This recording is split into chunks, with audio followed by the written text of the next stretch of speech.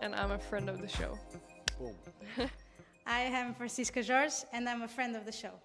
Perfect. Hi, my name is Susan Leemans and I'm a friend of the show. My name is Zainab Sammaz and I'm a friend of the show. Boom. Hey guys, my name is Sasha Vickery and I'm a friend of the show. Boom. Hi, my name is Lloyd Harris and I'm a friend of the show. Perfect. Hi, my name is Jaime Faria and I'm a friend of the show. Boom. Yes. Take one. Well done. Hi, my name is Jasmine Paolini and I'm a friend of the show. Wow, Jasmine, you got it in one time. Ready? Play.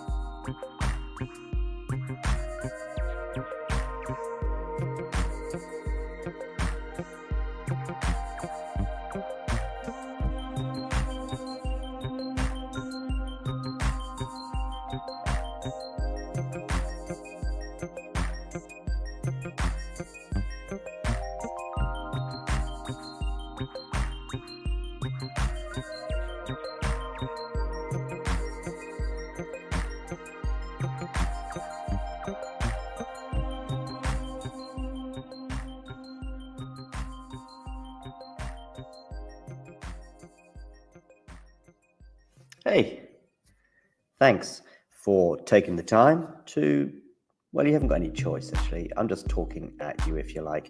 But I'm here also to present to you why I think it's not a bad idea and not that expensive as well if you become a member. And this is how you can do it, and this is what you can gain. So if we look here at the Talking Tennis sort of homepage, if you like, on YouTube, we can see this little button here which says join. It is also pinned in the live chat as well, and you can also, I think, see it just below most of our videos, certainly the live ones and so on. Now, why is it a good idea to join and become a member? Well, in the live chat, you can add little funny things, you can add emojis and all sorts of things, but possibly more importantly, you can get to access some live videos, such as this one here, where we look back on the last sort of few moments from the Billie Jean King Cup. So there are little bonuses such as this one, but there are many, many more. And in fact, if we have a quick look at all of the members only stuff, I repeat, you will see very, very quickly some of the top stuff that we've had for members only over the last 12 months since the channel began. Remember, these videos are for members only. You can become a member from as little as about $2 a month, €2 a month, £2 a month, something like that. There are various different things. Oh, and by the way, you'll also be supporting the channel. So it's a win-win-win-win scenario. Let me just show you some of the members only stuff. For example, we've got an exclusive little clip there talking to Laura Siegmund, Laura Tsurenko, her encore interview, some doubles footage there from Montreal, the Germany press conference pre-tournament Billie Jean King Cup, Claire Burrell talking as well to the media in her press conference in Montreal, Storm Hunter and Alicia Parks interview, Rebecca Masarova, her...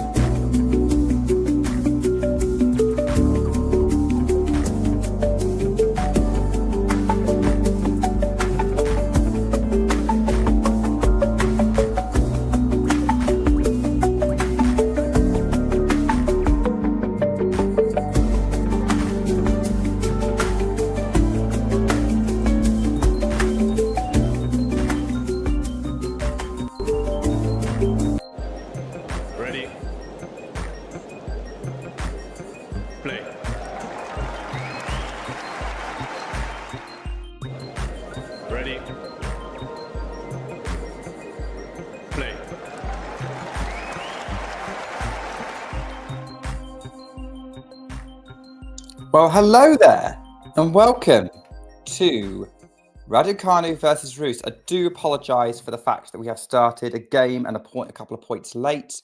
There were some technical issues that were preventing me from going live with this one. But yeah, welcome everybody who wants to see updates on Emma Raducanu, who's coming off a very good week in Washington, having made the semi-finals. Probably arguably her second best results at any tennis tournament, like in her career after that Grand Slam title. She's been to semi-finals of tournaments before, but nothing as big as a 500. And yeah, she's looking to try and keep this form going in Toronto. Yes, Ghosty, yeah, it's been a while. Predictions, I mean, I would have thought Raducanu should be the favourite here, although she is in danger of already going an early breakdown. Yeah, could be interesting. But yeah, we are in Canada now, and underappreciated tournament, I think, Canada. I do like the way they do it, men and women in different locations. It gives more opportunities for maybe a smaller venue to host something, rather than having to be the big sprawling thing that rival the Slam. The fact they alternate as well, you know, means it kind of helps out here. But also, I just like seeing tennis in as many different countries as possible. And Canada's got a very rich tennis heritage. And, well, they've certainly got quite a few players in the field, both in the men's and the women's. It's a bit of a disaster at the moment, though, because Emma Raducanu is currently about to face a 2 break points in the opening game against Elena Gabriela Ruse, who's a solid player, gets the job done across the tournament, regularly, just a sort of a regular tour. Name, nothing, I think, to trouble, but very, very top of the game. We'll see. Good serve from Raducanu to get out that last break point, 30-40. Now, I'm not sure if we've got any of our regular viewers here yet. We'll just talk about this break point and see how that resolves. It's another great serve from Raducanu. It's unreturned, and so she saves another great point. Raducanu is playing pretty well at the moment, on the whole, this season. She's getting match win regularly, usually a couple a week, and that's lifting her slowly but surely back into the world's top 30. Great serve out wide again, unreturnable, and that's an advantage for Raducanu. Yeah, she's on the brink of it. She's world number 33 at the moment. Just missed out on 32 to Karen Sky, who beat her in Washington. That was an interesting match in terms of who could get themselves in that kind of running favourite spot for US Open seeding, which is pretty crucial over these next two tournaments in Canada and Cincinnati. We've got a backhand to backhand rally. Ruse, however, has gone long with her backhand, and Raducanu has gone long. So it's deuce. So the game is not done yet. Raducanu is looking like she could get herself seeded at the US Open. It would be a big deal for her. She could probably, not battle too hard to get too deep. Obviously, third round at Wimbledon this year, second round at the French, I think second round at the Australian. She's showing herself to be a solid sort of top 30, 40-ish player right now, which is better than she's been achieving in the last couple of years. Shanked forehand, though, from Raducanu to set up another break point for Ruse. Wouldn't be surprised if he was carrying a little bit of fatigue. Washington was tough conditions-wise. There was that very, very hot day, which Raducanu did manage to win against Sakari. Karen Sky was also playing so well in that semi-final. Just didn't really replicate against Fernandez in the final of Washington, which we have got a full review show coming up about. We've got break point for Raducanu and a second serve to try and defend this point behind.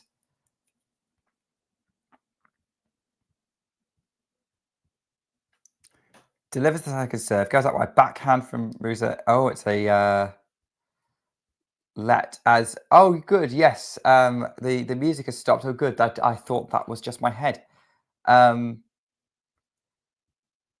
Return from Ruse in the middle, and inside out forehand from Raducanu. Cross court backhand, slice from Raducanu, just makes it over that. Ruse counter slices. Then we've got forehand cross court from Raducanu. Ruse goes over the baseline with the forehand, and Raducanu saves the third break point. She's getting there, is Emma. Yeah, solid season so far for Raducanu.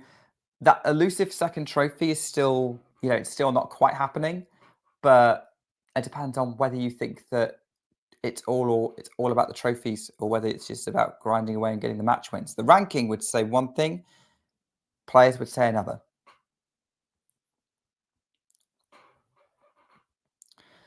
There we go. Yeah, Raducanu did win the US Open a long time ago now. Coming up for 4 years. It's a double fault from Raducanu. It's another breakpoint opportunity for Elena Gabriela Ruse. This is not the start Raducanu wanted, but yeah, I would not be surprised if she was a little bit sort of fatigued after Washington and her efforts there, and she might run into a bit of a wall. In which case, coming back fresh for Cincinnati, which has proven more to be a better US Open warm-up, would probably be better. Oh, Ruse's return just clips the net and goes into the tram line, and it's deuce.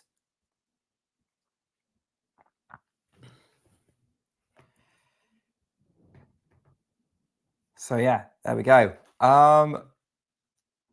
Still stuck in this game, really. We'll have to see what happens next here. Can Raducanu get out of this game, or is Ruse finding in a break? Yet another deuce. We're backhand into the net. Raducanu. It's another break point for Ruse. Who's going further at the US Open? Fernandez or Raducanu? It's really too early to say at this point. It's really going to be draw dependent. Based on how Washington went, Fernandez, but I think I'd like to see how it goes from this point on for the two players. Fernandez is someone I think might struggle a bit. Oh, it's an unreturnable serve from Raducanu. It's another break point saved. And Raducanu's serving has been so good and so clutch this season. It's just getting better and better and better.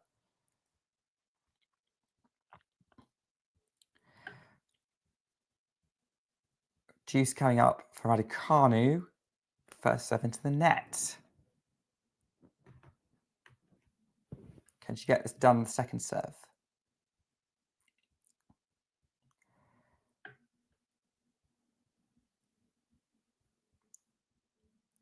Delivers it. Ruse in play. Backhand Raducanu in the middle of the court. Ruse tries to go for a crazy inside-out angle, and it was way too much of an angle. It's in the tram line. Raducanu has a second game point to get the job done. If anyone's curious, Raducanu is wearing a purple Nike dress with a white sort of tennis visor, and Ruse has got sort of a lime green sleeveless top with a white skirt and a white tennis visor. Start return from Ruse. Now she's following up with the forehand cross court. Raducanu is pushed deep. Ruse is going to go on the attack and hits the winner. And we're back. We're still at juice. Hello, Jake. All good, thanks. We are stuck in an incredibly long game to start this match off. Yeah, feels like this could be crucial to deciding the momentum of how the rest of this set kind of goes. By the way, if anyone's interested, there's also an absolutely bonkers match going on elsewhere in Toronto between Tatiana Maria and Laura Siegemund. Laura Siegemund won the first set 7-5. Maria won the second set 7-6, and they've just started the third, and they're still in the second game. It's much like this one, just never ending. So, yeah, that one, I think if you know how those two players play, that ball's going to be very low to the ground with not a lot of pace, and there's a lot of tricky play going on. So if you're a fan of that kind of tennis, definitely check that out. Forward into the net from Ruse. It's another game point for Raducanu. Yeah, that's kind of going on. I know Brenner's excited about the Maria Siegemund match. But I think this one, let's talk about, have an opportunity to talk about, see how Raducanu's doing and see sort of where she's at after that DC run. Finally gets through the game, and Raducanu holds 1-1. I think this is on the main channel, Jake. I don't know because I've gone with the court choice option on my on the Now TV app. So I didn't want to put up with adverts if that was what was going on. So yeah. So Ruse is now stepping up to serve. I was going to say before everyone's watching that if you have any regular viewers, you might be going, well, where's live WTA Weekly? We're not doing WTA Weekly live. We've got an interview kind of coming up with Pam Shriver that's been sort of recorded earlier today, and that will be released to cover everything that happened in Washington. Yeah, out in a few hours. So yeah, stick around to subscribe to the channel if you haven't yet to see that, because Pam Shriver is always a good conversation. But rather than sort of so you're not going to get a full WTA Weekly rundown with me this week, but this is your opportunity to kind of ask me anything, really. Ask me anything you want, WTA-wise. Ask me about the Toronto draw. It feels a little bit open in Toronto. I'm not going to lie. Like when Sabalenka withdrew, I was like, okay. Oh, great drop shot from Ruse. Lovely drop shot to make it 15-all. Yeah, just sort of throw me any questions you have. Could be all about the men's as well. I'm okay with being asked about the men's side, but yeah, just any thoughts on it. To be on the Toronto draw, I think a lot depends on whether Swiatek's hit form or not. Because if she has, then good luck to anyone else. And if she hasn't, then it's going to be pretty competitive. So all will depend on how Iga's first match go. Backhand in play from Raducanu was long 30-15. Iga's best result in Canada, she's never won it. She made the semi-finals in Toronto in 2023, losing to Pegula in the match that famously they played Cotton Eye Joe on by mistake during a tiebreak that Iga won. And that song seemed to follow Jessica Pegula around for a while. It was an entertaining moment. Forehand winner from the midcourt from Ruse to make it 40-15. Hitting pretty comfortably right now. But yeah, best result from Raducanu in Canada is the semi-finals. But obviously, it's also kind of the data on Canada is a bit weird because 2020.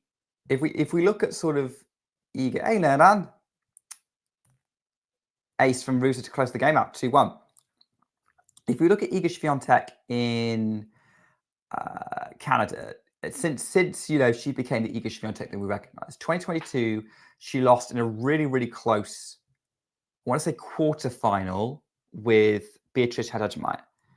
She then loses a really tight semi-final with Jessica Pegula in 2023, and 2024 she didn't play. So we haven't got a lot to go on. And Canada for the Iga has always been a little bit tough because she's kind of coming off. 2022 was kind of her post, kind of that weird post streak dip that she had, where she kind of fell back a bit before regathering ahead of the US Open. And then we had,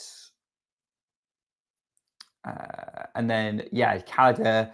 Iga had won the French. She'd won Stuttgart, but hadn't been super convincing that season. But she had a decent Wimbledon run. Pegula made it a good fight. Yeah, Pegula was having a good time in Canada. Had beaten Goff, who was obviously the former player in North American hard courts. So I think Iga's got a good chance here, but she's got a good chance everywhere, to be honest. I think she's going to be the one to watch this draw. And it's going to define how this tournament goes.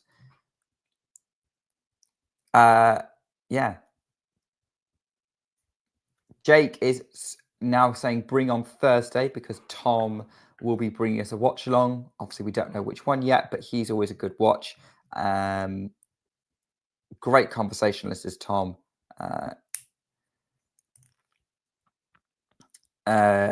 Jake, I think your assessment is correct. Pam saying look out for Pegula in Canada. Completely agree. I would always say look out for Pegula on any North American hardcourt. And Pegula has won Canada the last 2 years. So, yeah, she is the other name to watch in the draw as the two-time defending champion. One last time in Toronto, one last time they went to Canada. She likes it in that country. I think, again, depends on how she's feeling post-Washington and everything else. Like, Pegula's quite up and down at the moment, but likes these conditions. Raducanu should like these conditions, although she's gone long with the forehand. It's 15-all. And it does feel like at the moment, going back to this match, that Raducanu is the one who's working harder for the points than Ruse. Maybe that will change as we kind of continue with this. We'll see. 15-all. Raducanu goes sort of body serve, a backhand to the backhand of Ruse into the net, 30-15.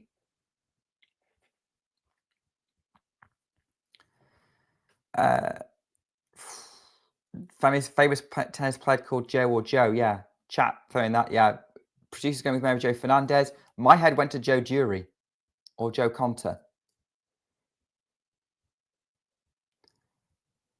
Got a let called Raducanu is going to follow up with a slice. Forehand to forehand rally going on now. Ruse really attacking Raducanu, pushing her back deep and draws the error from Raducanu. It's 30-all.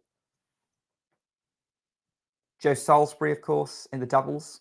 I'm naming a lot of Brits, but I don't think there's a lot of American Joes on either side.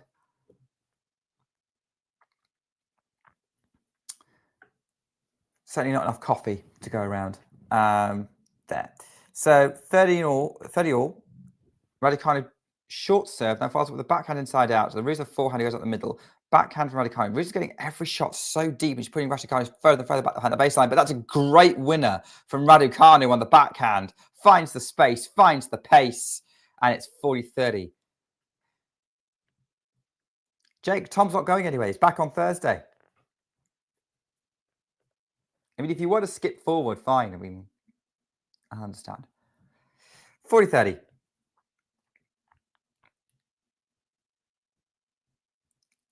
First serve into the net from Raducanu. Really finding it hard to hold at the moment. Just finding it hard to do a lot at the moment, Raducanu. Definitely feels like she's the one who's having to work the hardest for everything. And Ruse is doing such a good job of pushing it back. Oh, it's a let on the second serve. It's not going well. I'd love to do a stream with Tom if our schedules both aligned around the same time.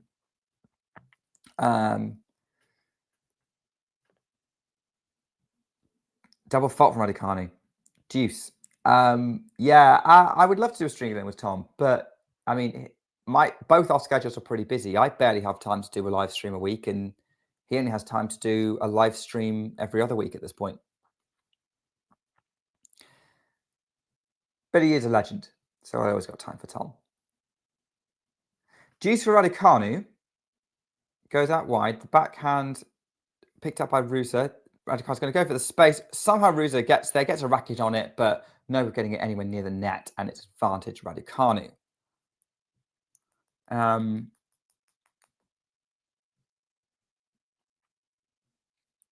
Yeah, Raducanu, advantage. Nolan, which players... I really had hopes that... Nolan, Renata Jamrakova is still young. Trying to think who that... If I'm thinking of who that is. We're going to see if Raducanu is going to close out this game, but... Yeah, Slovak tennis player, Renata Jamrakova. Yeah, she's still like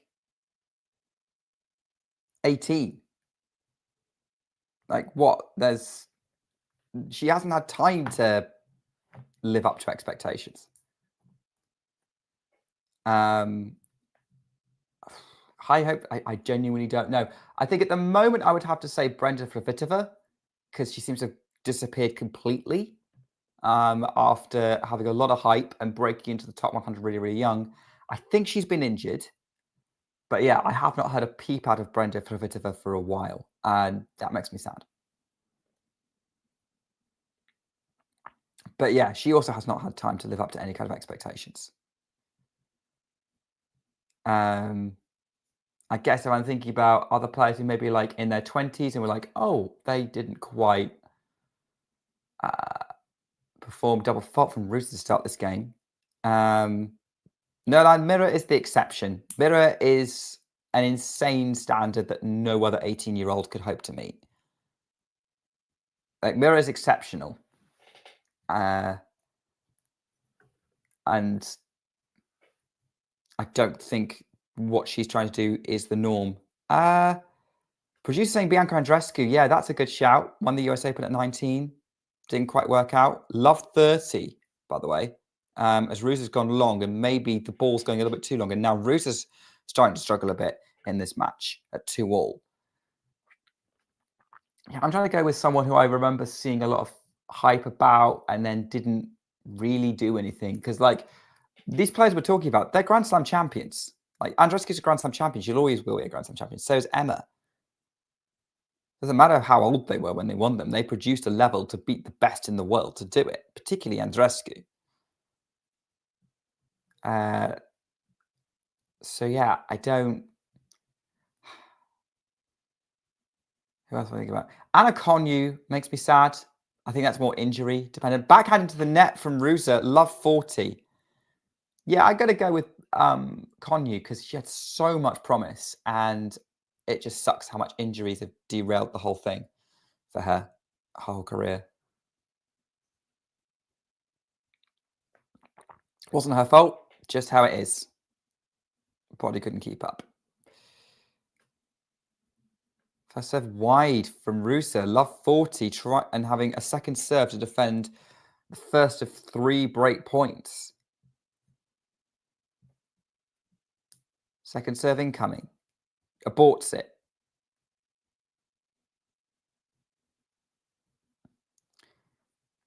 Delivers the first serve. Second serve into the net. It's a double fault. Raducanu is handed a break of serve. And out of nowhere, Ruse's level dropped. Raducanu took full advantage. And she is the one who's up a break after fighting to hold serve for 2 games on her 2 service games. And very interesting to see what kind of confidence boost this will give Emma Raducanu now in this first set. Elena Korneva, yeah, I was wondering about her Nerland, but again, she's like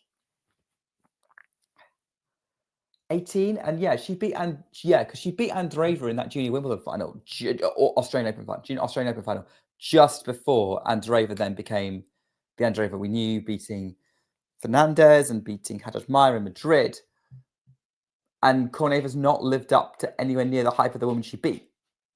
But she's the same age. She's 18. Like, she's got another cup. Like, she could still win a Masters 1000 in 10 years. She could win a Grand Slam in 10 years. I mean, Andreeva's barely a Grand Slam contender now. And I say barely because there's still that question mark of how much experience is really holding her inexperience is holding her back. Judging by sort of what happened in the last 2 Grand Slam quarterfinals she's played. Immensely talented and good enough to beat the best in the world at 18 is so impressive. But I think if you were to expect that from every 18-year-old who came onto the scene, like, I am not backing Maya Joint to be a Grand Slam contender. Not saying she couldn't be in the future, but she's not right now.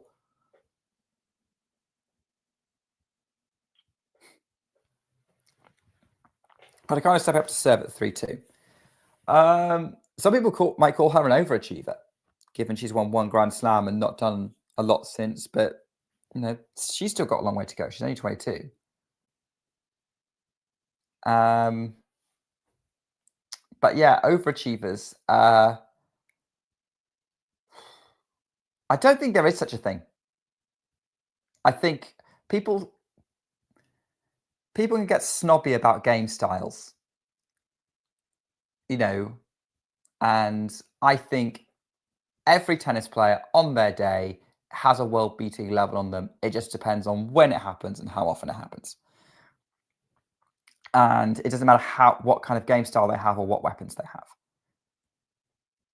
Forehand to forehand from, at the minute that's going to the backhand, Raducanu, backhand, Ruse, backhand, Raducanu, still trading backhands. It's a long, long rally, longest in the match so far. And Ruse goes long under pressure. It's 15-all. I know we're talking about players like Medvedev. I actually think he's unfortunate not to have more than 1 Grand Slam title. And the reason why he's unfortunate, I think the people, I honestly think, I mean, like, you could read it one of 2 ways. Is that, like, he was either very fortunate to get 1 Grand Slam title, or he was unfortunate to get not to get more than 1. And I'm going with the second one. 30-15, unreturnable serve for Raducanu. So yeah, I think Medvedev. Yeah, I think if he got one of those Nadal finals, we'll be talking about him very differently. But Nadal just had his number, I think, over 5 sets. Over 3 as well. Unreturnable serve again, 40-15. Raducanu looking clinical and in control now. Couple of good points here. I'll start with Nerland, I'll go to Jake's. I do agree with you, Nerland. If Mboko could be a really serious player. Like, the amount of winning she's doing at the moment is so impressive.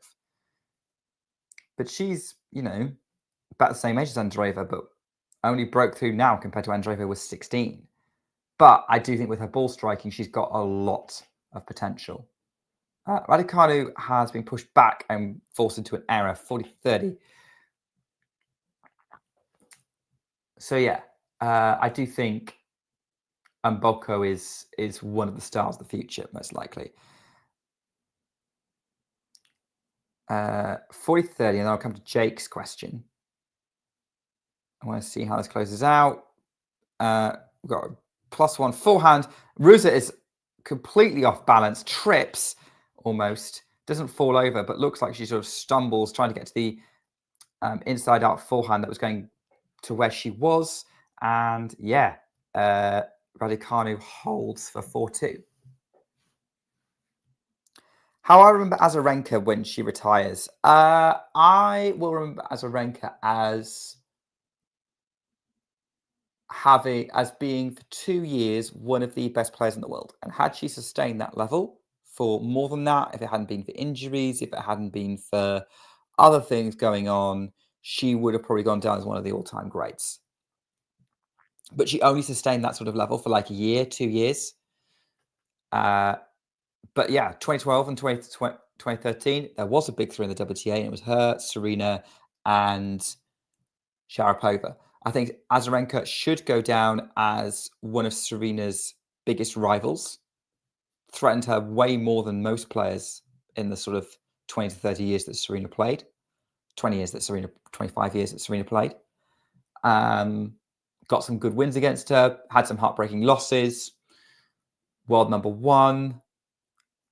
And I think that she is a great fighter and is continuing to share that by playing for as long as she is. Ruse goes long on the backhand. It's 15 all. So yeah, I think Azarenka. I was just doing the research and it was like, good grief, Azarenka's 2012 season is, okay, she, I think, is actually one of the best seasons any player's ever played. And the only person who had a better season than her was Serena Williams. Like, 2 players had this really insanely strong season. It was incredible. Backhand from Raducanu, who then slices, goes to, great angle from Ruse. Raducanu somehow scrambles it back in play. Now we've got a backhand from Ruse. Went for too much on the backhand cross court. It's 15-30. And it's interesting now, the dynamic of the match has kind of shifted as we kind of zoom back into what's going on right now in Toronto. That we've gone from Ruse pressing and pushing Raducanu back to over-pressing and missing. And Raducanu is getting a bit more confident, finding some energy, getting the ball back in, scrambling well. And Ruse is overdoing it now. Be interesting to see if that continues. Not anything stupid there.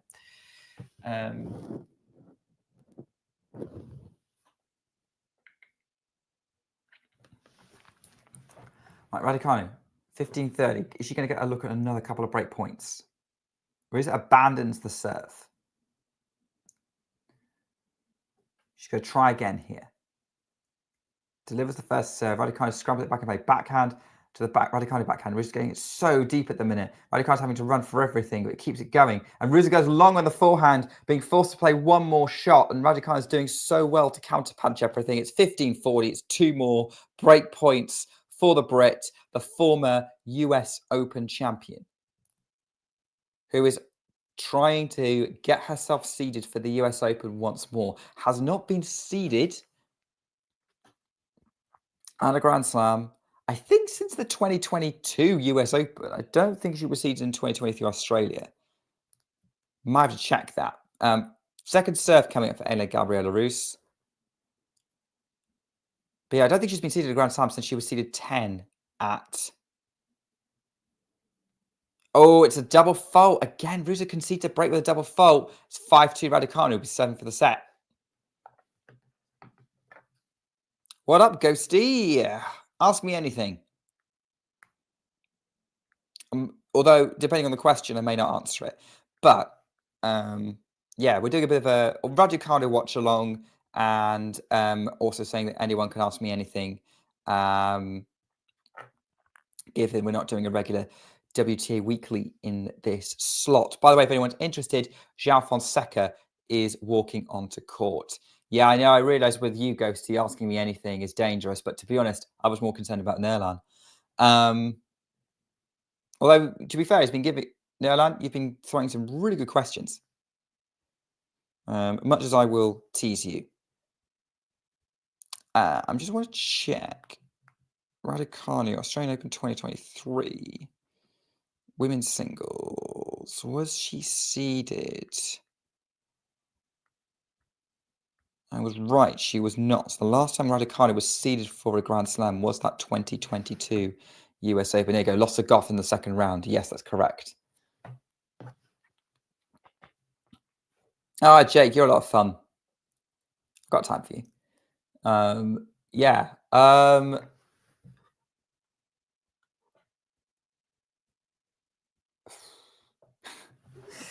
Too scared to lose the did Raducanu lose to Kalinskaya? I think Raducanu ran out of gas and Kalinskaya was incredible in that semi-final. From what I've heard, I actually didn't watch it because I saw the score and I went, no, I'm not bothered with that. The Fernandez-Raducanu match, though, I definitely went back and rewatched.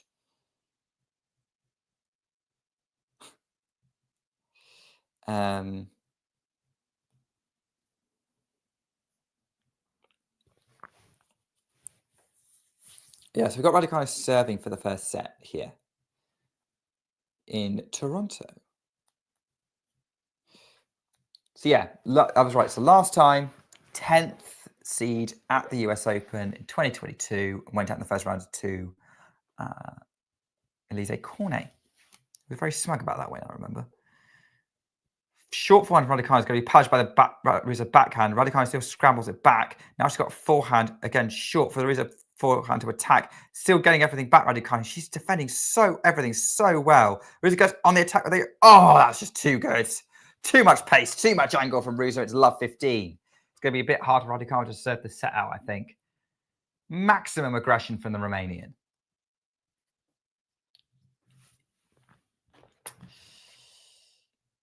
Does that mean drinks are on you, Jake?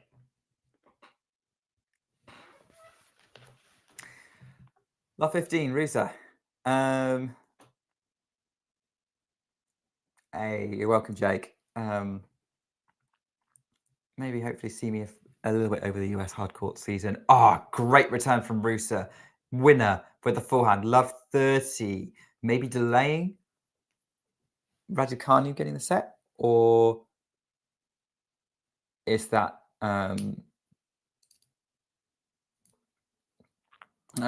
going to be the beginning of the comeback for Ruse? It was a second serve for Raducanu. This is not helping. She's not. Bearing in mind, Raducanu has staved off multiple break points on her first service game. Huge second serve from Raducanu. Really aggressive. Really took a risk there. Paid off. Forced the error from Ruse. It's 15-30.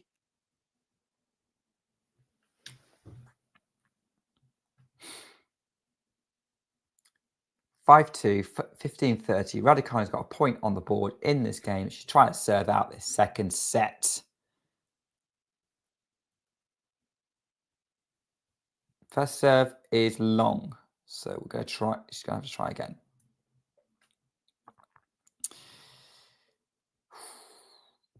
Now that's a good question from Ghosty. 2-week master experiment failed. 2A to say. What's my take? How long have we been doing this now? Here we go. Ruse has gone too long on the return. It's 30 all. Raducanu is 2 points away from the set. I think it depends on what you mean by the 2-week masters experiment, Ghosty. And let's face it, I know you like experimenting. 30 all. Raducanu goes out wide with the first serve, draws the error, and it's set point Raducanu at 40-30. She's fighting back so well here. Fought back from love 30 here, just back against the wall, just goes for it still. Doesn't get tight. Let's see if she follows this through on set point. 40-30. Out wide to serve is wide from Raducanu. Second serve to try and get a set point. Winds up and delivers. Wide. Backhand to the Raducanu forehand. Forehand up the middle to Raducanu forehand as he tries to go for the attack. Ruse overplays the forehand. that's the set for Raducanu. 6 games to 2. And 6 games to 2. And yeah, after the first few games, like the first 4 games of the set, I was like, oh, Ruse might win this set. But yeah. Raducanu benefited from Ruse overplaying, I think, and got her defensive skills into gear, which have been really useful to her over the last few weeks. Let's go back to Ghosty's question, then I'll go back to Jake's. So the experiment depends on how you define it. If you're going with the idea of doing a Masters tournament over 2 weeks, then I would say, on balance, no, I don't think people like it that much, and I'm not sure the players like it, and it does feel like the early rounds drag a bit. If you're talking about the experiment of doing every Masters 2 weeks, then it's too soon to say. And that's my take on it. Personally, I am a big advocate, though, of 2 weekend Masters. And what I mean by that is you have maybe the first round over a weekend, and then you play the tournament and you do the finals and semi-finals over the next weekend. So you still get your 2 weekends of tennis, which is where you're going to get your big ticket sales happening. Maybe even start on the Friday before, because you can get some people who get time off work for that. Yeah, Ghosty, there is the option for that. Some doing that, some not. I think there should be flexibility for what kind of Masters you on the calendar. But yeah, the week in, week out, like lots of 2-week Masters, like every Master being 2 weeks. I think it's too soon to say. But yeah, I like the idea of doing 2-week workers. Yeah, 10-day Masters, Ghosty. Yeah, sort of. Yeah, 10 days. I think that is the perfect length, because you get more tennis, but not too much. You get the sort of freneticness we like from having a Masters. Although I do like Grand Slams and how sort of the story kind of builds. You get a half each day playing.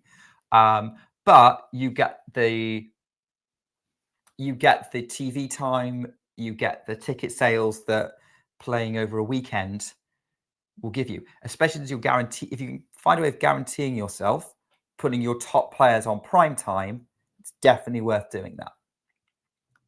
So that will say, I'll say that. If you want to do like, I'd even like 12 days probably wouldn't be that bad. If you started on a Thursday, Wednesday, Thursday, and get your buys out of the way, then there you go. By the way, the second set's already underway, and Ruse is going to try and hold serve for the first time in a while, and it's looking good for it. Go up to third. Oh wait, no, she's missed a shot of minus 15 all. So yeah, 10-day Master I think is the ideal sweet spot. I think Monte Carlo is too short for its 7-day Masters thing. Right, what was Jake's question? I'll do Nurlan. The answer is no. I don't even know who that is. I don't even know if I've seen a film where they're in.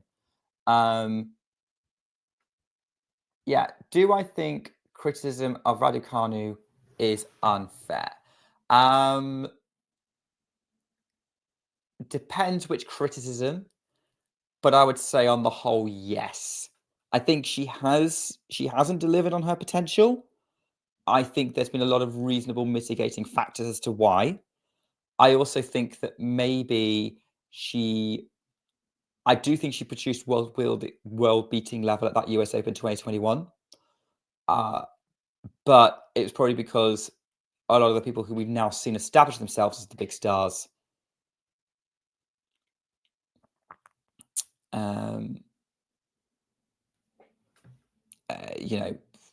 maybe just weren't producing that tournament, but Raducanu did, and you can't knock someone for producing when they can. But yeah, in terms of following up on their potential, maybe not. But I think the injuries were mitigating factors. I think she's made some decisions that haven't helped. That's for sure. I'm curious to see where she goes from here if she gets herself back into the seeding range, and whether that means she's going to continue to consistently get some wins, and that will then provide a foundation for winning a title. By the way, it's 30 all in this Ruse opening service game. Now, Ruse is the one who's struggling to hold.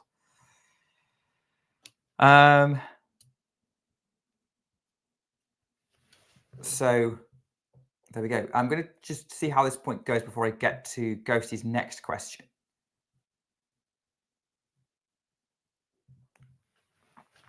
It's a let on the first serve for Ruse, so she's going to have to start again. This point's taken a while to sort itself out here, which is how I like it. I like a lot of tension.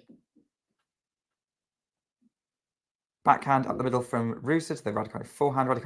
Ruse goes on the attack, pushes Raducanu back again, keeps pushing it back with these huge shots. Raducanu is still getting everything sorted. I think she's used to the Ruse pace now. Now that's a great counterpunch from Raducanu, and now they're still going here. Ruse nets, and it's 30-40. And yeah, Ruse is trying to overpower Raducanu, but Raducanu's got used to the pace. She's able to counterpunch. She's able to play that next shot. She's settled into a rhythm, and Ruse is struggling to keep the ball in court after a while.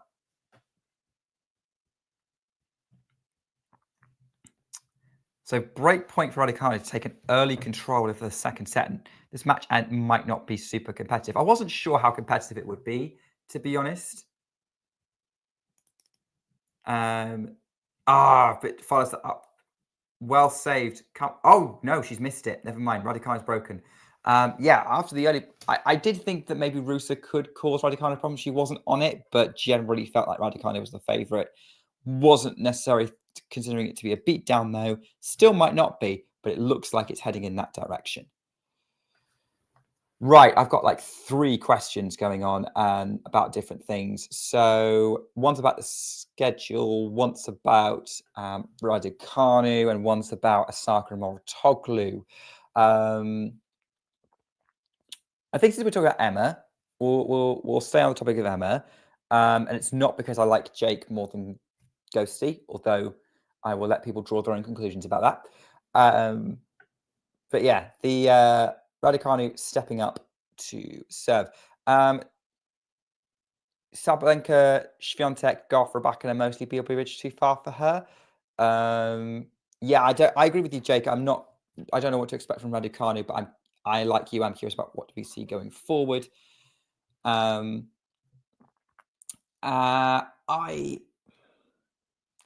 I think there is a day coming where she can beat Sabalenka on a bad day.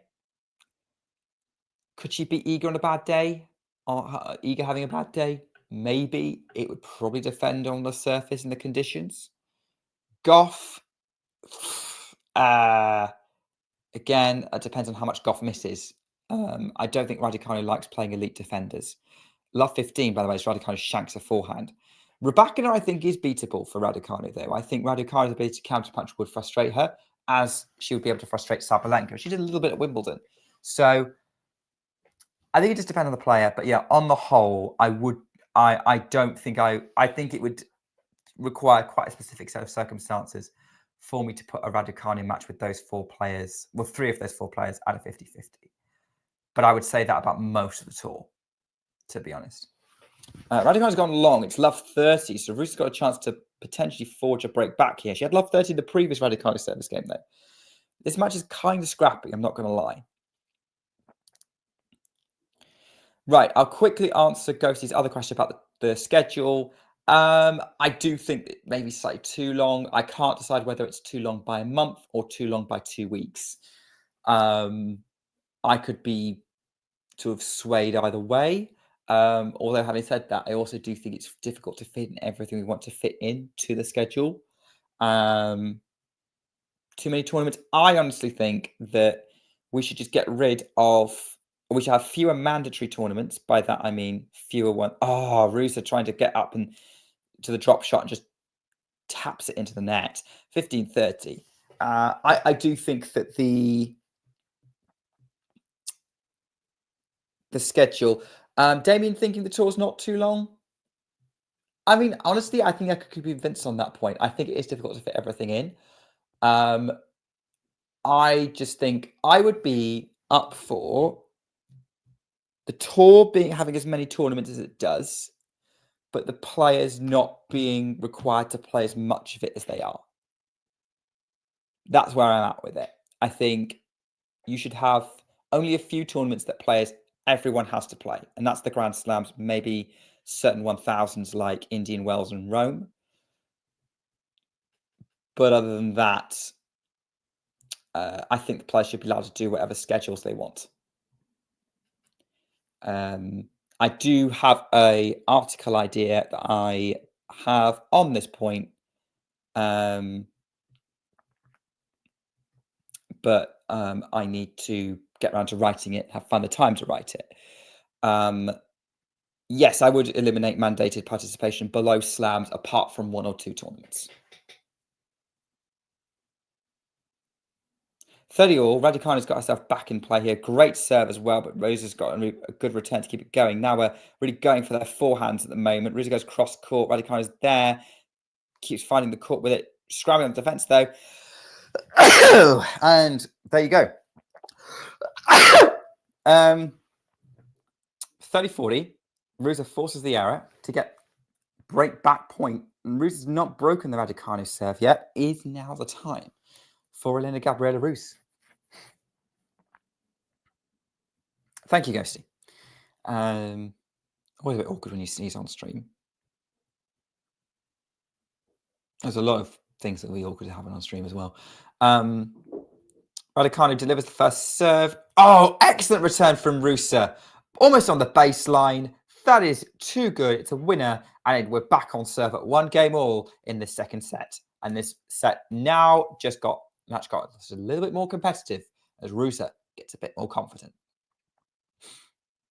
Right, so I can now go to the next question from Ghosty. And by the way, Ghosty, Jake, and Nerlin sending excellent questions, but I know there's more than just those 3 in the chat. So if anyone wants to post something, I will more than happily answer it. Osaka Martoglu split, good or bad? What's next for Naomi?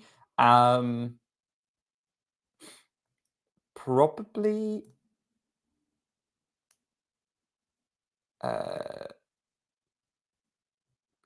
probably a good thing. I don't think Moritoglu really helped Osaka. Her results didn't really pick up.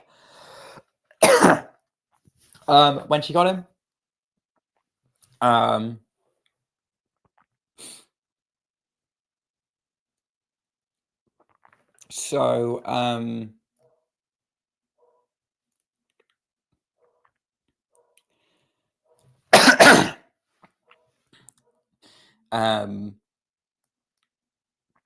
don't see I don't think Moritoglu had much of an influence on Naomi, like a little bit, but I think that Naomi's Grand Slam winning level, it must be in there somewhere, but I think it's down to her to unlock it, to find a way to unlock it.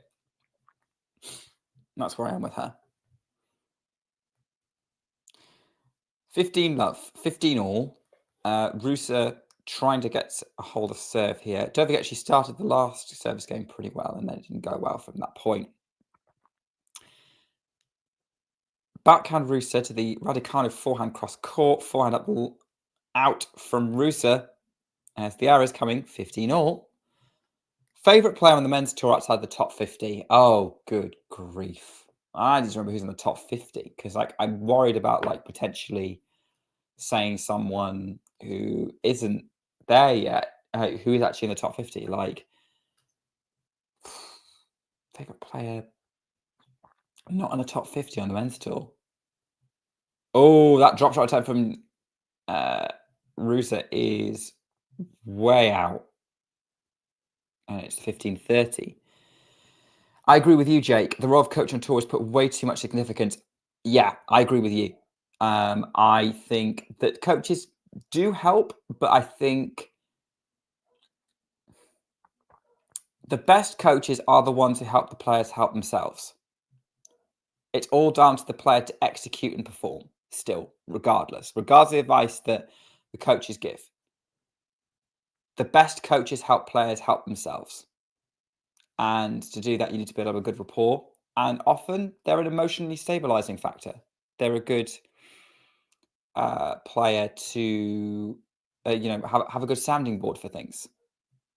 But yeah, in terms of doing lots of technical things to fix what's wrong with the way of players doing things, no, I don't think so. And I do remember Mert saying on one of the shows we did that most coaches wouldn't go out and wholesale just change how a player plays, especially if that's what they've been doing since they were small. And that was when we were talking about Coco Gauff and changing things.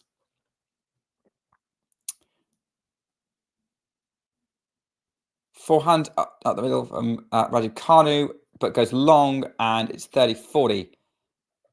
Petchy applauding her, telling her she's got one more point to try. I mean, clearly, like, Mark Petchy hasn't done much to Raducanu's game. She's just made her more confident, and he's helped her process things better. That's the difference. Coaches help players to process. Ruse served, backhand up the line. Oh, great winner from Ruse. Saves both break points. We're at deuce. This is a really interesting match now. Yeah, I agree with you, Jake. Going back to Ghost, yeah, Leonard Tien's good. I do think he's got a lot of really justified hype about him. I don't watch enough men's tennis to really tell you, because at the end of the day, I'm not aware of any kind of really true underdog men's players.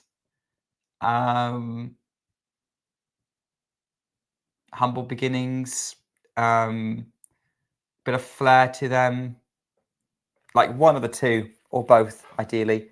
Like most of the guys who are really creative in a way that like Federer was sometimes, most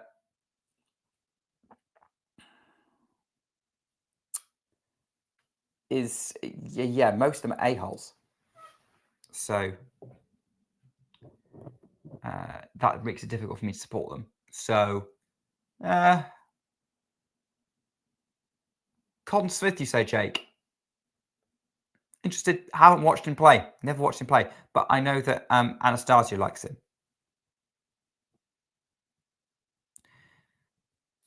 So Raducanu's netted on the return. And breakpoint safe from Ruse. You do feel like the momentum's maybe shifted just a little bit in this match. I hope you guys don't mind. I do need to just get myself some water. I will be back.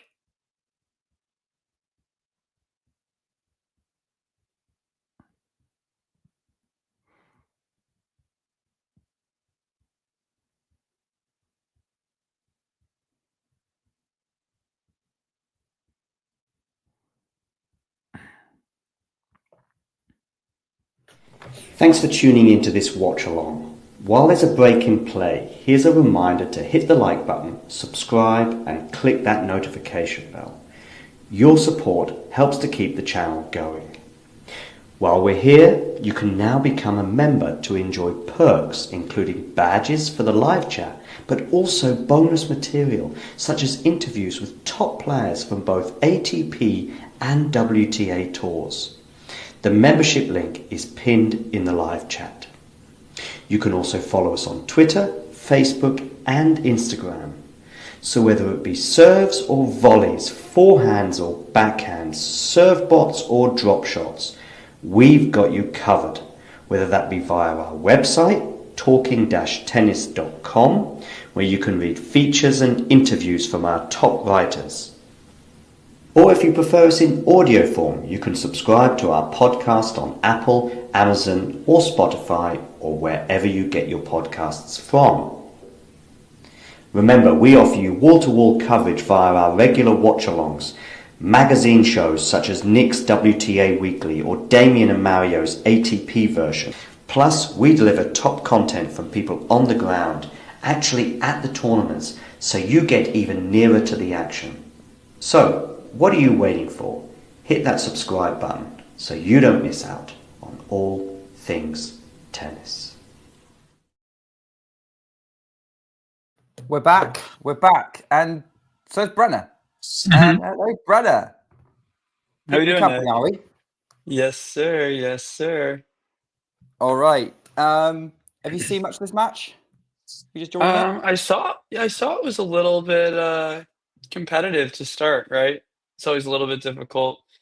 Came from Washington, quick turnaround, really, really brutal conditions in Washington. I say brutal from a heat standpoint, right?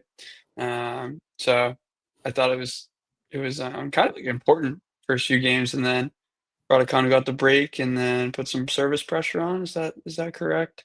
Yeah, I'd say so. Like, I'd say Ruse went from doing really well, pushing Raducanu back really aggressively to overplaying. Raducanu found a rhythm and was able to like use her defense to force Ruse to overplay. And yeah, but we're now settling into like both of them being pretty confident with how things are going at the moment. Like huge hitting right now from Ruse. Yep. Great redirection from Raducanu on that forehand. Love for 30 love. Yep. They're playing so well. No, that was beautiful. That by the way, I was about to do a scores roundup, Brenner, and the match that you were hyped about, Maria Siegemund. She's gone to a final set tiebreak. Are you serious? Yes. That's the only way I could finish. That's awesome. Yeah, that's what's going on there. And anyone who's interested in João Fonseca, it's 2-2 the first set with Tristan School, Kate. Yeah. Well, I just thought that clash would be interesting. I was thinking about it while I was in Newport, and I was kind of wanted to ask Tatiana Maria about maybe her relationship with Siegmund, and if they do have one. They're similar, like in age and obviously the country. So I just wasn't sure if they had any conversations and if they're friendly like that. But I was also curious about kind of like game style because while Siegmund is not necessarily as slice oriented, she did use it very, very effectively on the grass this season and at Wimbledon. So I was just curious about kind of their relationship and if they take any notes from one another. But yeah, that's going to be awesome. Good finish. Yeah, I think they're both very different kind of players. Like Siegmund kills the pace, whereas Tatiana Maria plays with a very different kind of pace. Right. I'd say they're unorthodox for different reasons. I don't know what it is about the Germans that are producing these kind of players at the moment. Double fault from Raducanu trying to close this game out. So, Brenner, I believe you are the man who covered me for WTA Weekly to talk to Pram Shriver. I did. What a treat it was. She offered so many cool insights, from personal relationships and thoughts and whatnot, but also to kind of her perspective on the tour. She even got into a little bit of the scheduling and kind of talked about prize money, which I feel like isn't talked about a lot between kind of us and the tennis community as a whole. It's more about scheduling, players and whatnot. But I thought that was interesting that she brought up that point. And yeah, we did a little bit of a dive into, the top WTA players, kind of how their seasons are, where they're at right now, and what it looks like going into the US Open. So kind of a lot of fun. Mid-season report as well as a Washington review. Exactly. Yep. Yeah, I mean, this is kind of it's a exciting part because I think Wimbledon, it goes by, the grass season goes by so quickly, and then here we are again, another build up to a major. I know a lot of people love this time of the year. What are your thoughts on it, Nick? Are you a hardcourt North American hardcourt fan? All right. Well, I'm a grass court fan first. Okay. I've grown up with it, and I'm a clay court fan. Well, I enjoy clay tennis the most. But I don't think there's a version of tennis I don't enjoy because obviously, as you and I both know, like clay brings out the best in some really, really good players. So, I'm not going to say games, but like so this time of the year, I think it's interesting. I think this is the time of year I get frustrated where I can't watch all the tennis. Yeah, you're on a little bit of a time change. I can never watch a night session, so it's frustrating, but it is what it is. I think it's a good, but overall the vibe is good. I like the build up. US Open can give us some interesting stuff. Usually good crowds, and obviously it's kind of it's a long time between what was the last Masters event, which Rome. So sort of early mid-May, yeah. So it's a while, and I think these doubles are kind of fun because if you don't do well in the first master event, you kind of have a second opportunity, if that makes sense. And if you do really well at the first one, you're like, all right, job's done, but can I do it again? But I think it's exciting to get these events again in Canada. It's interesting, both men and women are in Canada, not in the same location. But here we are at 30 all.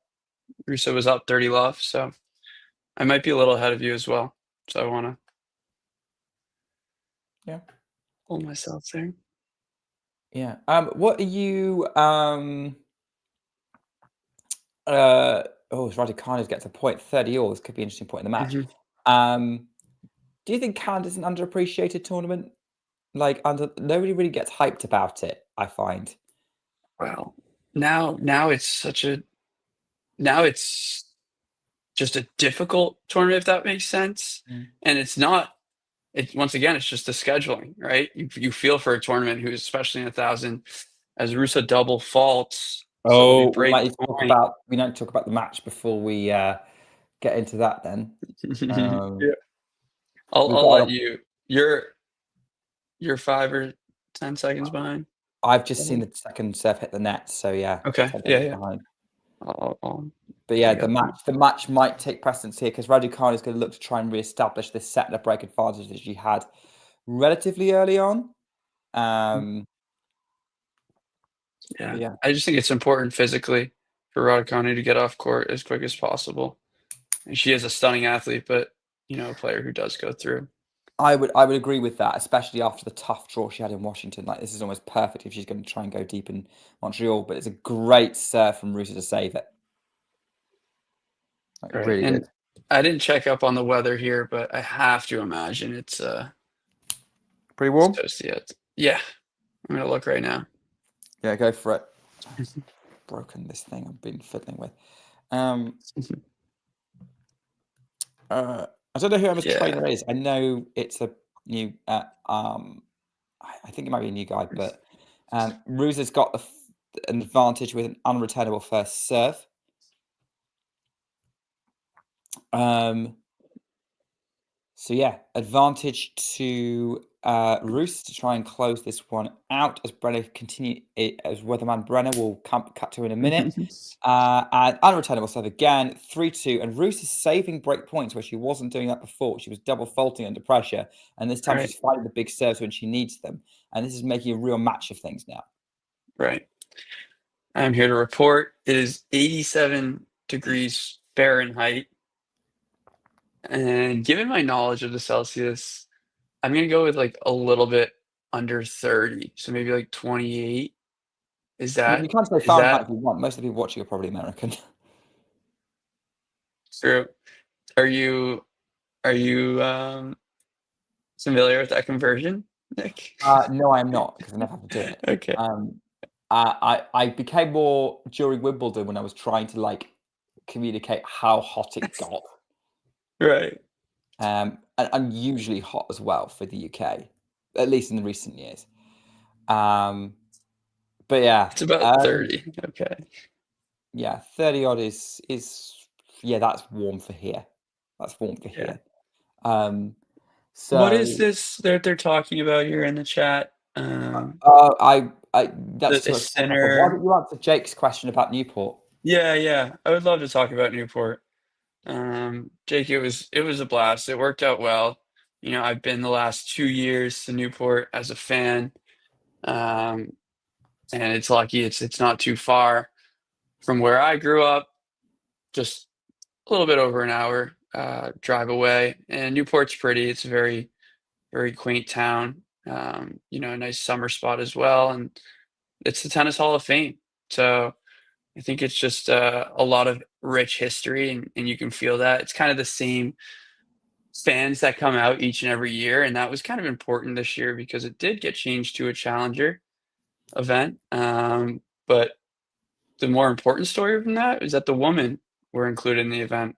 First time in, I think it was over 50 years, something like that. So I thought that was great because, there was tennis all day, and it was interesting. They had the dual center court set up with just the singles court, if you can imagine. I put some pictures out there, but I thought that was interesting because I can't think of any other tournament that did that besides ATP Next Gen Finals and back in the day. some of the ATP finals. So that was kind of fun. And overall, the weather was good enough as Emma Raducanu lands a forehand inside for a winner, 15-love. But what a winner as well. Right. It was cool using like a little variety off the slice and just moves so well to her right. I feel like that's such a difficult shot for players, and she really does a good job hitting the forehand kind of on the run. That time using a lot of topspin to keep it in play. But yeah, Newport was great. I got to see and interact with a lot of the players, and yeah, can't speak highly enough about it. Yeah, no, it looks like I think it looks like a fun event to go to. Yeah, it was, and it's always. Well, I'm sure you understand, Nick. It's just when you're talking to no tennis fans or lack thereof, their knowledge is very far and few between, and you just don't. When you say challenger to someone that doesn't know tennis, it's they think very differently in their head. If I were to say like an ATP Tour event, I think, and that doesn't really apply here. But there's a lot of the same players that come back, and Newport's always been a tough tournament for players to commit to because of the timing of it after Wimbledon. Who wants to stay on the grass, and those that do take that opportunity. But obviously, a familiar face in Adrian Manarino. It's cool to see Tomic join. So it was an awesome experience. As Nick has left, but I think his internet is back. So right, the internet didn't go. My computer turned itself off. All is well. As Emma Raducanu is serving at 30-15. We mentioned middle of the day. It's a hot one. Already a long week. It's kind of one of those things we talk about the weather and things like that. Even I hope that things don't get warmer, although it looks like that's a trajectory. But I do think there's a certain level of needing to players have to be prepared for that because tennis is a summer sport, and it's places do get this warm. Maybe you have to be more. You do have to take care in these extreme versions, but I guess this for some people, even playing regular tennis in this kind of weather is not really negotiable. Right. Yeah, I've always felt a little bit. I wouldn't say annoyed. It's just like Washington D.C. Man, the peak of summer, it is always going to be so hot, and I just feel terrible for the players who have to play in the middle of the day. But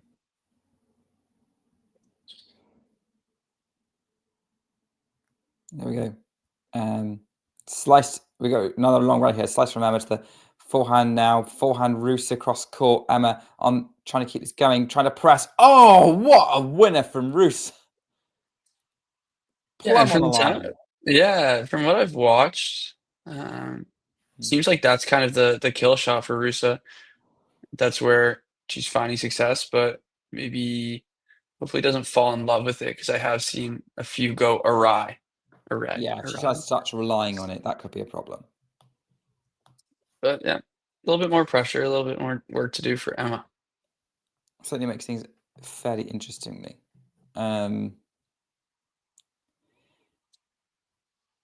Backhand, great return from Root. Oh, it's a letter or a second serve, I think. But first, it was just long. Yeah, I think it was just a long. Oh yeah. Here comes. Oh, Raducanu's going to the Portos. See if Raducanu can close this game out for 3-3 here. Second serve coming up for Raducanu. Backhand in play from Ruse. Raducanu puts the hand up the middle of the court. Backhand from Ruse. Backhand Raducanu. Ruse is going to still trade. I think Ruse has gone long. No, still going. Forehand from Raducanu across the court. Ruse is really pushing. Really both trying to go as aggressive as they can. Great angles from both on the forehand. Raducanu tries to change things up. Now slices the backhand. Backhand across court from Ruse is wide. Raducanu gets it. Wow. Point.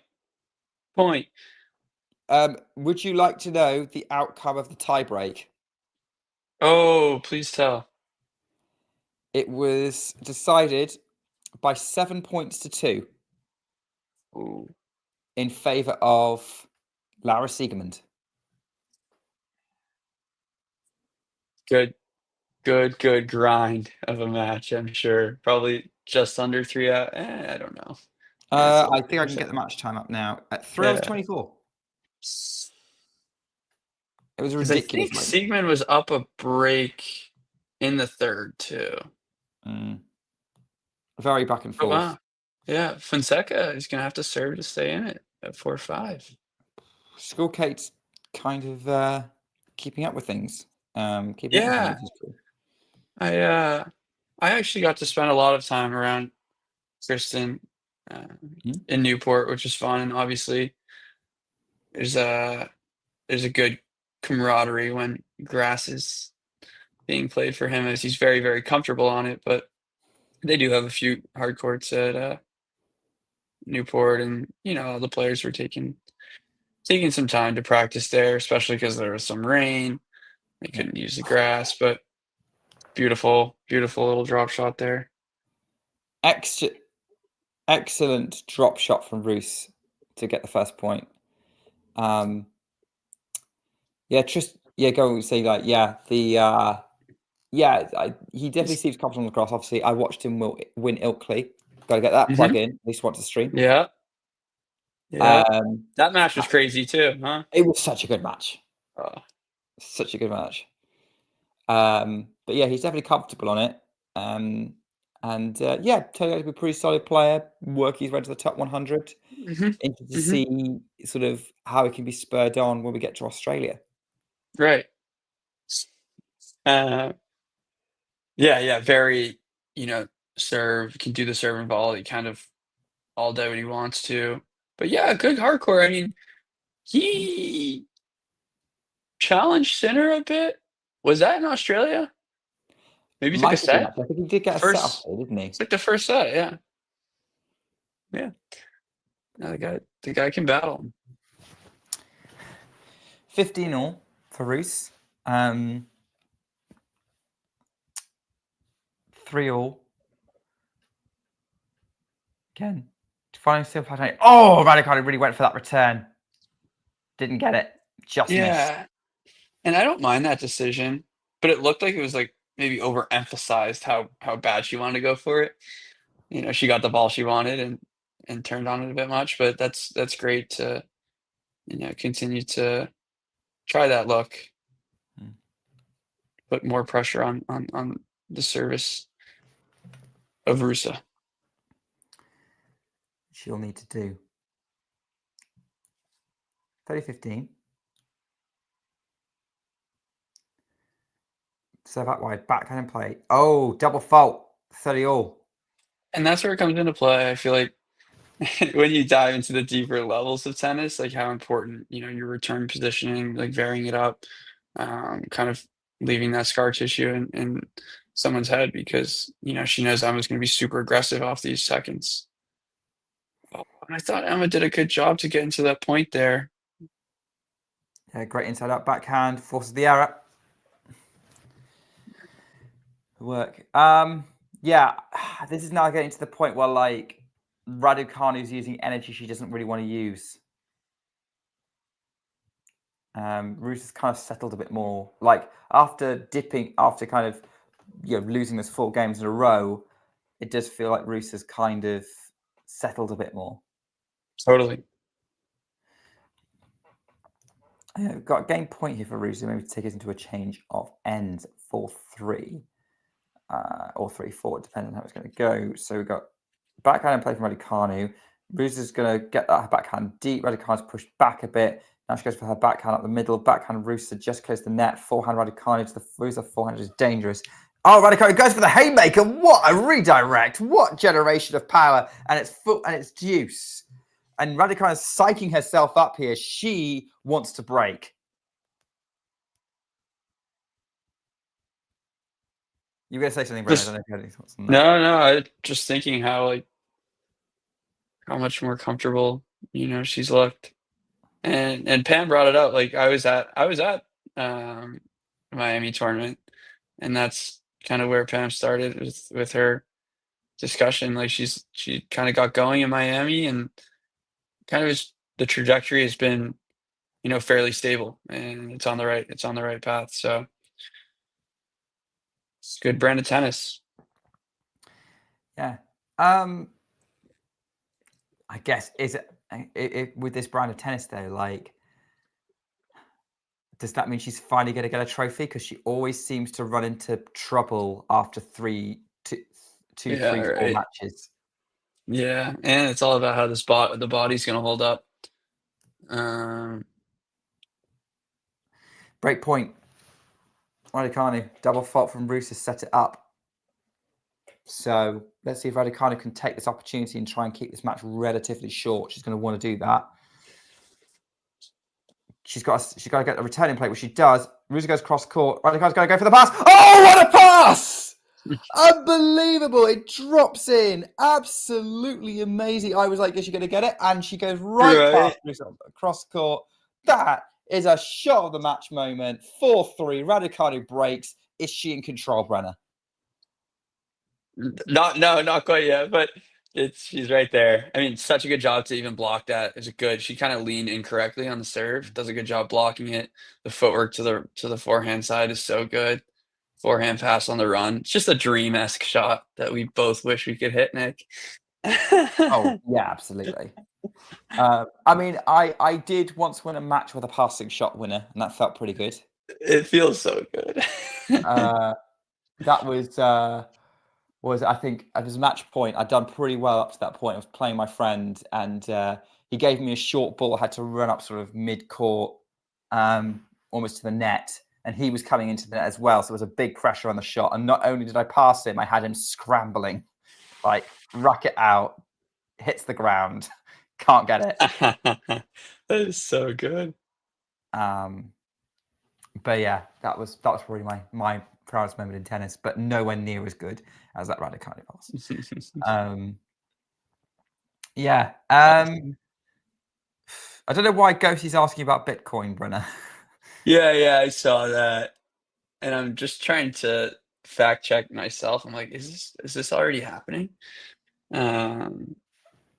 WNBA. Yeah, I'd love to talk about it. Maybe not. Maybe another time. But whilst you're thinking about it, I will say that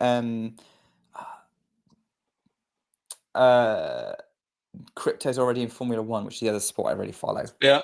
Okay. And there's quite a few in there. I guess it depends if they think they've got, like, obviously they're going to want to expose themselves to the market, but maybe they don't feel like that tennis's audience at the moment is where they're going to get picked up. Right. No, that is an important point. Forehand to forehand rally going on here. Raducanu's going to try and control that it's break, and Ruse has got her on the defense. Goes for the backhand winner from the mid-court. Love 15. Yeah, I think I've seen it sponsoring some F1 teams, Ghosty. Backhand winners or forehand winners, which feels better? Oh, I had a pretty sweet backhand cross-court winner the other day. That was nice. My backhand is so much better since I switched to being a single-hander. You have a one-hander? When did you switch? Last year. Sort of last year, I was just like, was not getting any pets at the double-hander, as Bruce's double-hander hits the net, 15 all. Yeah, but yeah, if you're saying if Brenna's the Tatiana Marie of talking tennis, who would you think your style resembles? So Probably Deanne Parry, big topspin forehand, single-handed backhand. That's awesome. And works just about as well. But she wins more matches with it than I do. But yeah, which will I feel like both winners feel satisfying. I think when the forehand really clicks, that feels special. But I haven't felt like that in a long time. Yeah, I wish I could like flatten out an inside-out forehand. That's probably a really cool feeling. That's the dream. But Karloff, Emma back in a little bit of trouble. 15-30. And Ruse has just come out and been even more aggressive. Well, yeah, because this is more or less how Ruse broke back when it was one sort of after going down an early break in this set. Really went for that backhand. Raducanu just clears the net. Now she's really under pressure here. Ruse is going to keep attacking and puts it not even in the tram line. 30 all.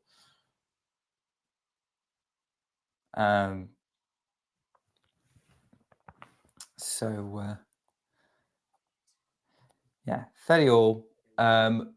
Ruse are probably regretting that inside out backhand. Just way overplayed it. It's like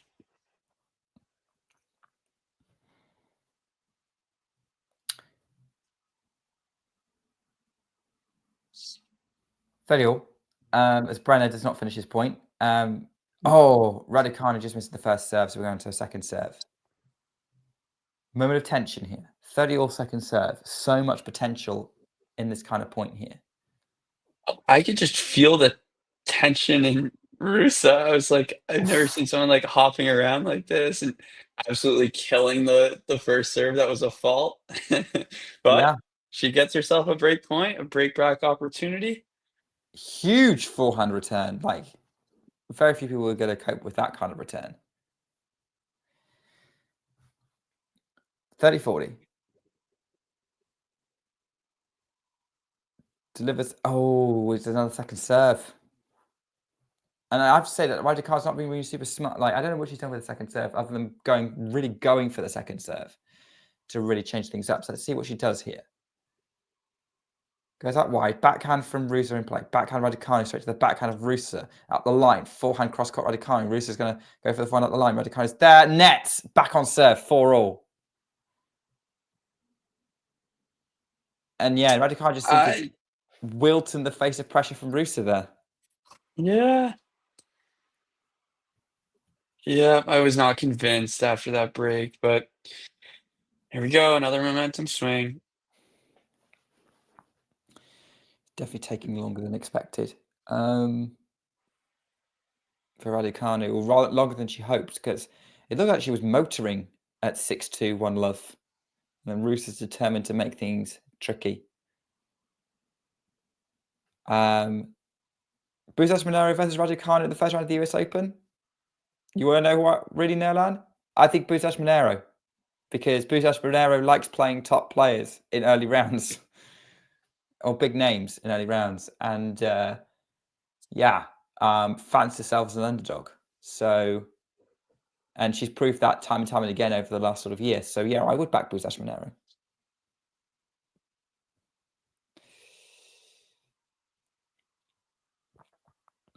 By the way, the winner of this match plays Peyton Stearns as Ruse double faults. Oh, I don't know which one I want more there, Brenner, because if you get Ruse versus Stearns and they're both absolutely going for it, that's going to be just the messiest thing of all time, but it's going to get quite heated, I would imagine. Raducanu Stearns, though, I think with the level they could both produce and how much the fight could be, would be Excited to see Peyton Stearns back on court after the Venus Williams loss. What an awesome hustle point for Ruse. Yeah, it just goes back behind Raducanu, who makes her play the extra shot. Yeah, go on. I'm going to go back a little bit in the stream, but yeah, just kind of see how Stearns kind of just responds. You know, that was probably a little bit of a shell-shocking situation all around. You know, you draw Venus, probably have a lot of thoughts going through your mind, then you actually get out there, and it was really, really poor performance from Stearns, to be honest. You know, and she's played in some bigger matches before, and so I don't know, maybe I'm reading it wrong, but I actually think she made about as many errors as Venus did, and Venus just hit bigger, and it worked more. That's a fair way to put it. I think situationally as well, there were a lot of timely errors, if that makes sense too. But it was a little bit of like tightness. Tricky shot from Raducanu that Ruse nets 15-30. Yeah, Ruse wasn't all the way up to the net there. Still a little bit of space. Emma does a good job to throw it at her feet. But yeah, I mean, that's all I'm saying. I just thought there was She could have played far better. It was very uncharacteristic, but just excited to see how she responds.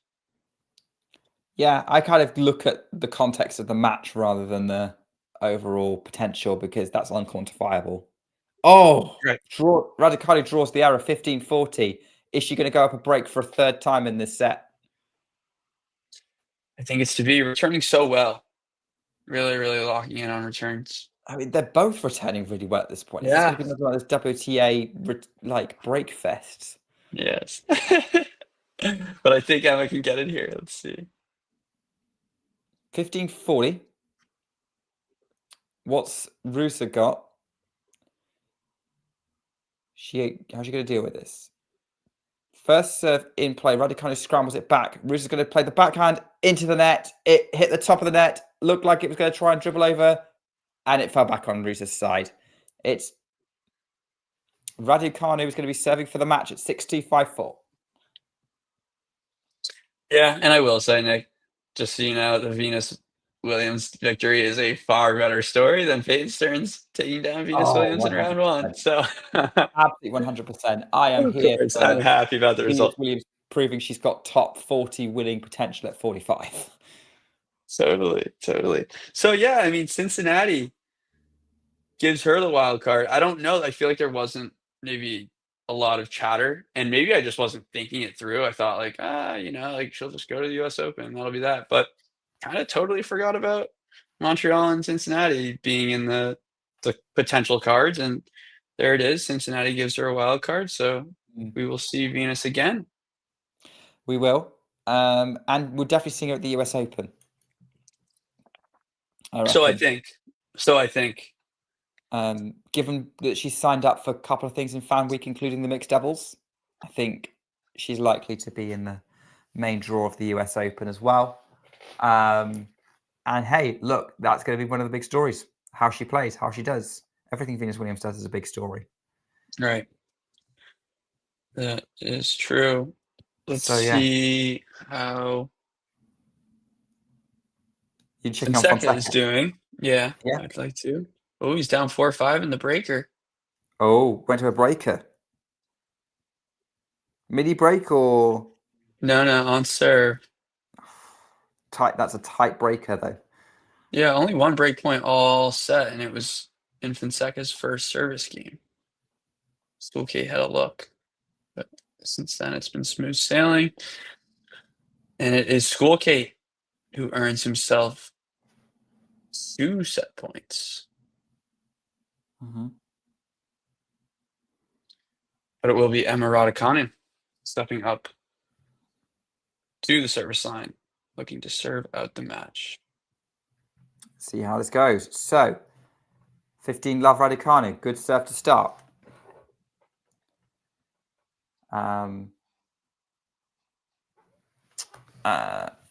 15 love.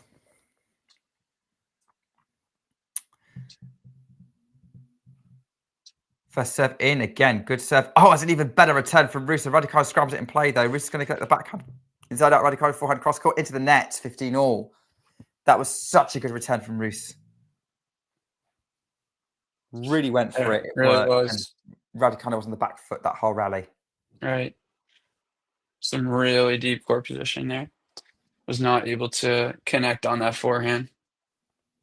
I feel like Raducanu is under pressure to serve so well at the minute.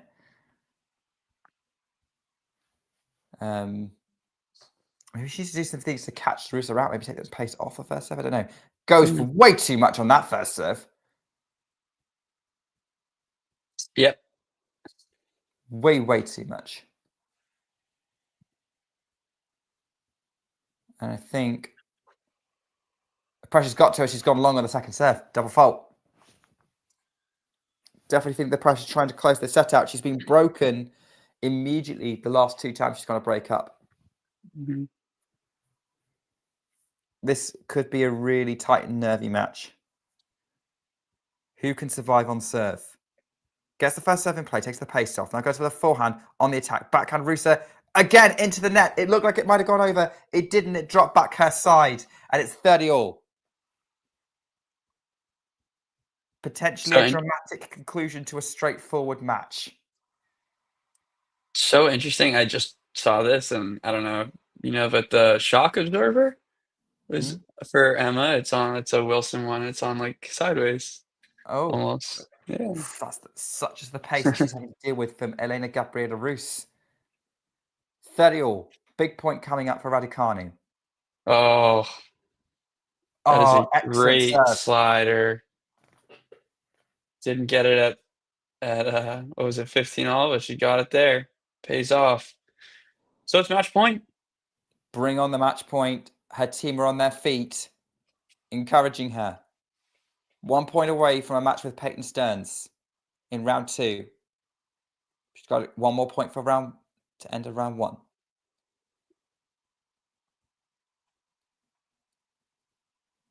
First serve is long. We've got a second serve to potentially convert match point. Kind of taking her time.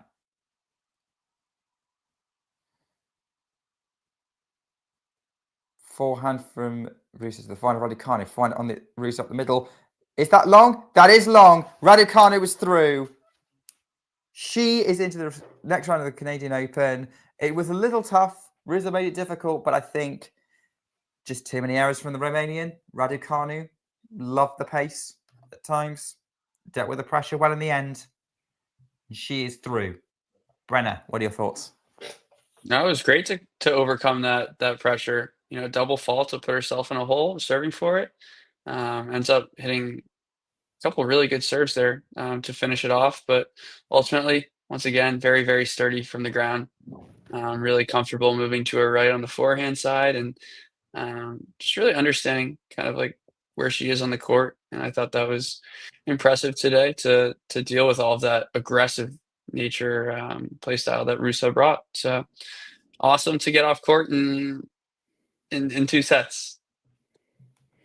Yeah. Where are you at with Raducanu in general, Brenna? I mean, I still see her kind of in that,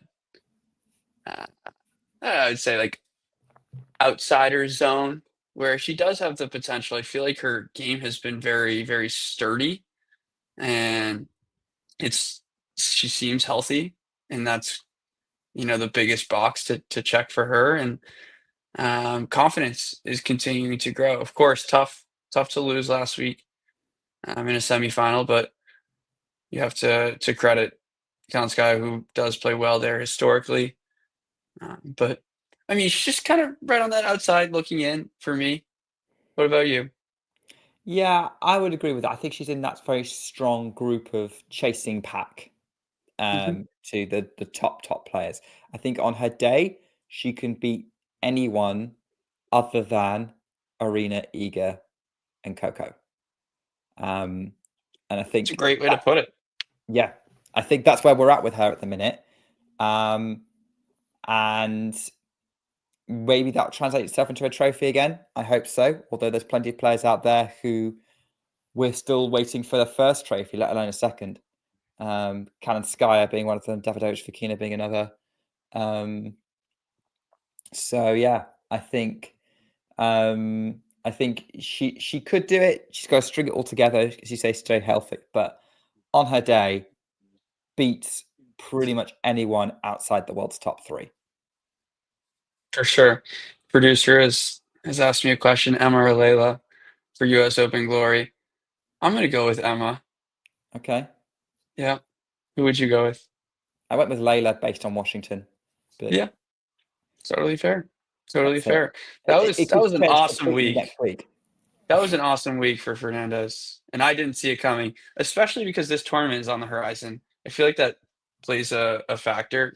I'm not that I'm a part of it, but I'm like, okay, in the back of her head, she knows she has, a big week coming up with the press and obviously the date and the home court advantage in that sense. And she didn't think about it once and just went all the way. So really good brand of tennis that she's bringing, and it's fun to watch. So much fun to watch. I always loved watching Layla, and I think it's nice for her to have a week like this and get a biggest title of her career. Got some good wins as well, beating Pegula and Raducanu. Yeah, I think it's nice to see the kind of scrappy, will fight with the back against the wall and beat in that situation, just take it to whoever is on the other side of the court, regardless of their CV. And that's a version of Fernandez I don't think we've seen really since that US Open. So I'm pleased for her. I agree with you. I'm like, oh, yeah, she's peaked maybe a little bit too soon, but Canada's given her an extra day to kind of recover. She's playing tomorrow. So they're delaying the first round a little bit. Yeah, I think it's... I'm happy to see Layla playing. I'm interested to see how she does in her opener. I think has she got Maya Joint in her opener? I think she might. She has Maya Joint. Yeah, it's Maya Joint. That's a tough opening round for her, I think. It's tough. It is tough, and the travel, the title, and expectations maybe now. Didn't she? No, she beat Joint quite comfortably in Washington. So it'd be interesting to see what her whether the energy levels make a difference or whether she's going to be super confident. Right. It's a good point. Yeah. Looking forward to it. Yeah, I'm looking forward to it a lot. Love doing this stream with you, Brenna. Thanks for coming and joining. Of course. Glad I could make it, and looking forward to the next one. Yeah, definitely. Well, thanks for joining us for this Emma Raducanu watch along. Tune in for us over the next, I'm going to say couple of weeks. Like, we'll be covering Canada, Montreal, and Toronto all the way through. And we're doing watch-alongs every now and again. And also Cincinnati when that gets started in the middle of next week. What a strange time of year we are in. Yeah, thanks everyone for joining. We'll see you soon. In the meantime, take care and keep talking tennis.